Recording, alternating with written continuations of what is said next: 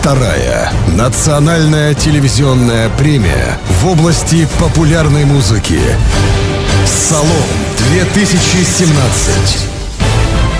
Вручение музыкальных премий звездам таджикской эстрады. В номинации «Лучший сценарий» представлены Акмал Восиди,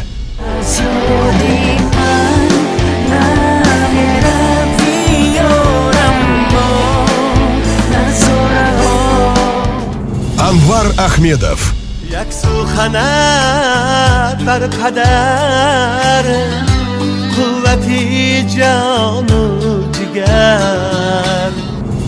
Азам Ахмедов, دخترم مهرم امیدم گوهرم کاسه آب ز حوضی کوثرم Валиджон Азизов, خدا با توست ای تنها خدا با توست خدا با توست خدا با توست Гулибджон Юсупов, الله های مادرم در یاد من تا ابد Тулибджон Исмаилов, دنیا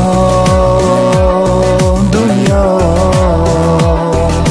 بی وفا دنیا Фирдавс Мухиддинов, مادرم مادرم دنیای من مادرم در این عالم هستی من Хасан Камол, عاشق روحی سفید و چشمی دوبون توام عاشق لب Шер Мухаммад Шерматов, سرمایه ما در این جهان یک کفن است شما چی نوشته؟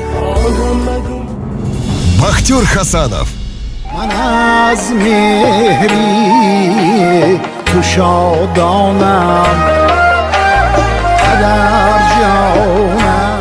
премия «Салом-2017».